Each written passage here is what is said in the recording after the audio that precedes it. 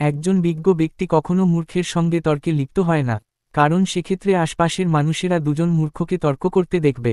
কোন বিজ্ঞ ব্যক্তিকে তারা খুঁজে পাবে না। একদিন দুটি গরু একটি জলাশয়ের পাশে দাঁড়িয়েছিল। একটি গরু বলল, ওই জিনিসটা দেখেছ? ওটা একটা কুমির। কিন্তু তৃতীয় গরুটি বলল, আরে না, ওটা একটা গাছের গুঁড়ি। প্রথম গরু বলল, আরে না, ওটা একটা কুমির। কিন্তু দ্বিতীয় গরুটি নিজের অবস্থানে অটল থাকল এই বলে যে এটা একটা গাছের গুঁড়ি। দুইজনের মধ্যে তর্ক তীব্র হলে প্রথম গরুটা প্রমাণ করার চেষ্টা করল যে ওটা আসলেই একটা কুমির। কিন্তু দ্বিতীয় গরু কিছুতেই তার অবস্থান থেকে সরে আসতে রাজি নয়। এবার প্রথম গরু তার বক্তব্যের সত্যতা প্রমাণ করার জন্য লাফ দিয়ে কুমিরের উপর উঠে গেল এবং কুমির চোখের পলকে গরুটিকে পানির নিচে নিয়ে গেল। দ্বিতীয় গরুটি এবার বুঝতে পারল যে ওটি আসলেই একটি কুমির ছিল। সে এবার তার পরের গরুটিকে বোঝাতে চেষ্টা করে যে ওটি আসলে কুমির। কিন্তু তৃতীয় গরুটি তা মেনে নিতে রাজি হয় না। এভাবে এই চক্রটি চলতেই থাকে। আপনার জীবনেও আপনি এমন অনেক মানুষ দেখেছেন যারা কঠিনভাবে তাদের বক্তব্যে অটল থাকার চেষ্টা করে এবং তাদের বক্তব্য ভুল হওয়া সত্ত্বেও এই কথা প্রমাণ করতে চায় যে তারাই সঠিক কথা বলছে। আপনি হয়তো বলবেন এ ধরনের মূর্খদের সঙ্গে চুপ থাকাই শ্রেষ্ঠ পন্থা। কিন্তু প্রশ্ন হচ্ছে, বাস্তব জীবনে কি তা সম্ভব? মূর্খ লোকদের সঙ্গে কথা বলতে গেলে সবসময় কি চুপ থাকা যায়? ওই ব্যক্তি হতে পারে আপনার পরিবারের কেউ কিংবা আপনার অফিসের সহকর্মী। সেক্ষেত্রে তো তাদেরকে এড়িয়ে যাওয়া সম্ভব নয়। কাজেই আপনাকে সব মানুষের সঙ্গে কথা বলার কৌশল জানতে হবে। ৮০০ বছর আগে এমন কিছু কৌশল শিখিয়ে দিয়ে গেছেন প্রখ্যাত ইরানি কবি ও বিজ্ঞ আলেম শেখ সাদি। তিনি তার কবিতায় সমাজের নানা অসঙ্গতি তুলে ধরে আশপাশের টক্সিক বা বিষাক্ত মানুষগুলোর সঙ্গে কিভাবে মিলেমিশে থাকা যায় তার কৌশল বলে দিয়েছেন। আজ আমরা শেখ সাদি রহমাতুল্লাহ আলাইহির সহযোগিতায় মূর্খ লোকদের সঙ্গে তর্ক করে কিভাবে জিততে হয় তার ৫টি কৌশল জানব। এসিআই চ্যানেলের আজকের ভিডিওতে আপনাদের প্রত্যেককে স্বাগত জানাচ্ছি। আর শুরুতেই বলে নিচ্ছি, আপনি কারো দৃষ্টিভঙ্গি বদলে দেওয়ার জন্য তার সঙ্গে তর্কে লিপ্ত হবেন না। শেখ সাদি তার গুলিস্তান কাব্যগ্রন্থের এই কবিতায় বলছেন, যে ব্যক্তি মুখের মিষ্টি কথা বোঝে না তার সামনে যতই গজল গাওয়া হোক না কেন তা তার মাথায় ঢুকবে না। বাস্তবতা হচ্ছে, সৃষ্টির শুরু থেকে আজ পর্যন্ত কোন মূর্খ ব্যক্তি এ কথা স্বীকার করেনি যে তুমি ঠিক বলেছ, আমার ভুল হয়েছে। এ কারণে শেখ সাদি এ ধরনের মানুষের সঙ্গে যথাসম্ভব তর্ক এড়িয়ে চলার পরামর্শ দিয়েছেন।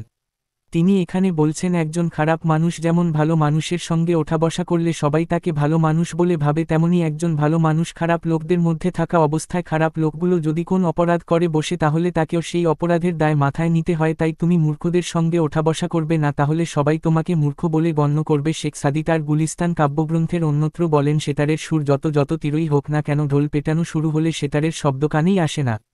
তেমনি শরীরে আতর মেখে মুখের রসুনের গন্ধ দূর করা সম্ভব নয়। এতক্ষণ আমরা যেসব কথা বললাম তার সারমর্ম হলো, আপনি মূর্খের সঙ্গে তর্কে লিপ্ত হবেন না। কিন্তু যদি কোন কারণে তর্ক শুরু হয়ে যায় তখন আপনি কিভাবে পরিস্থিতির নিয়ন্ত্রণ গ্রহণ করবেন? চলুন তার ৫টি কৌশল জেনে নেওয়া যাক। আমরা কৌশলগুলো বর্ণনা করার সময় শেখ সাদির কবিতাগুলো এড়িয়ে যাব, কারণ তাতে সময় বাঁচবে। প্রথম কৌশল, একথা জিজ্ঞাসা করবেন না যে কেন, বরং প্রশ্ন করুন কিভাবে। ধরুন আপনার অধীনে একটি টিম একটি প্রজেক্টের কাজ সময়মতো শেষ করতে পারেনি। আপনি যদি প্রশ্ন করেন দেরি হলো কেন, তাহলে তাদের আত্মসম্মানে লাগবে এবং বিষয়টি ব্যাখ্যা করার জন্য তারা মিথ্যার আশ্রয় নিতে পারে। কিন্তু আপনি যদি বলেন যে দেরি হয়েছে, কিভাবে তার ক্ষতি পুষিয়ে নেওয়া সম্ভব, এ প্রশ্নের মাধ্যমে আপনি তাদেরকে প্রকল্পটি সঠিকভাবে এগিয়ে নেওয়ার উপায় খুঁজে বের করার আহ্বান জানালেন। এর মাধ্যমে তাদের সঙ্গে আপনার একটি গঠনমূলক আলোচনা শুরু হবে যেখানে সবাই সত্য কথা বলবে। আবার ধরুন আপনার সন্তান পরীক্ষায় খারাপ করেছে। আপনি যদি জিজ্ঞাসা করেন কেন এমন হয়েছে, তাহলে তার পক্ষ থেকে মিথ্যার আশ্রয় নেওয়ার আশঙ্কা বেড়ে যাবে। কিন্তু আপনি যদি তাকে জিজ্ঞাসা করেন, তুমি পরের পরীক্ষায় আরও ভালো করার জন্য কিভাবে প্রস্তুতি নিতে পারো, তখন আপনি তাকে ভালোভাবে পড়াশোনা করতে উৎসাহিত করলেন। দ্বিতীয় কৌশল, আলোচনায় আপনি মূল বিষয়ে থাকুন। গুরুত্বহীন পয়েন্টগুলো এড়িয়ে চলুন। মূর্খ লোকদের অভ্যাস হলো আলোচনার সময় আপনাকে এই প্রশ্ন করা যে এই ব্যাপারে বা ওই ব্যাপারে আপনার দৃষ্টিভঙ্গি কী, অথবা আত্মরক্ষার জন্য তারা আলোচনায় তৃতীয় ব্যক্তির প্রসঙ্গ উত্থাপন করবে। যেমন সে বলবে, অমুক তোমার ব্যাপারে এই কথা বলেছে। কিন্তু আপনি যদি এসব ফালতু বিষয় আলাপে জড়িয়ে যান এবং তৃতীয় ও চতুর্থ ব্যক্তিকে আলোচনায় নিয়ে আসেন, তাহলে আপনি হেরে গেলেন। মূর্খ ব্যক্তি এই অপকৌশল প্রয়োগ করে আপনাকে ঘায়েল করে ফেলবে। তৃতীয় কৌশল, আলোচনা কিংবা তর্কের সময় কোন অবস্থায় আবেগপ্রবণ বা উত্তেজিত হবেন না।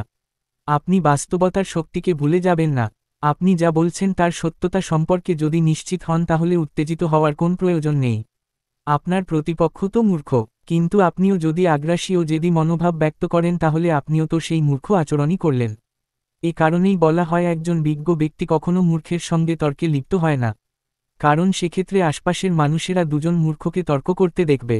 কোন বিজ্ঞ ব্যক্তিকে তারা খুঁজে পাবে না। চতুর্থ কৌশল, যে বিষয়ে আপনি নিজে নিশ্চিত জ্ঞান রাখেন না সে বিষয়ে তর্কে লিপ্ত হবেন না।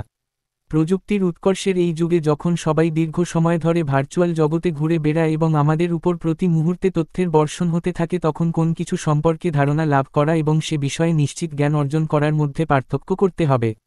আমরা সাধারণত কোন কিছু সম্পর্কে হালকা পাতলা কোন তথ্য পেলেই ভাবি ওই বিষয়ে আমি একজন পণ্ডিতে পরিণত হয়েছি। অথচ ওই বিষয়ে আপনি যদি গভীর জ্ঞান অর্জন করতে চান তাহলে সে সম্পর্কে আপনাকে গবেষণা করতে হবে। আপনি যখন কোন মূর্খের সঙ্গে তর্ক করছেন তখন ধরে নেবেন 10 বছর বয়সে একটি শিশুর সঙ্গে আপনার কথা হচ্ছে। আপনি যদি কোন বিষয়ে 10 বছর বয়সী একটি শিশুকে বোঝাতে সক্ষম না হন তাহলে বুঝতে হবে ওই বিষয়ে আপনার যথেষ্ট জ্ঞান নেই। তাই ওই বিষয়ে আলোচনা বা তর্কে লিপ্ত না হওয়াই ভালো। মনে রাখবেন, একজন জ্ঞানী ব্যক্তি সব বিষয়ে জ্ঞান রাখে না। শুধুমাত্র মূর্খ ব্যক্তিরাই ভাবে তারা সব বিষয়ে জ্ঞান রাখে। পঞ্চম ও শেষ কৌশল, মূর্খ লোকদেরকে কথা বলতে দিন। তারা যত বেশি কথা বলবে তত বেশি নিজের অজ্ঞতা প্রকাশ করে দেবে। মূর্খ ব্যক্তিরা যে কোনো বিষয়ে কথা বলতে ভীষণ আগ্রহী, কারণ তারা ভাবে এসব বিষয়ে তার জ্ঞানের গভীরতা অনেক। এ কারণে তারা যখন কোন আলোচনা বা তর্কে ব্যাপকভাবে লেকচার দিতে থাকে তখন ভাবতে থাকে তারা নিজেদের জ্ঞানের বহর তুলে ধরছে। কিন্তু তাদের এই আচরণটি আপনার জন্য একটি শক্তিশালী অস্ত্র। আপনি তাকে কথা বলতে দিন, তার কথার মধ্যে ঢুকে যাওয়ার প্রয়োজন নেই। আপনি নিশ্চিত থাকুন কথা বলতে বলতে এক পর্যায়ে তার পিঠ দেওয়ালে ঠেকে যাবে।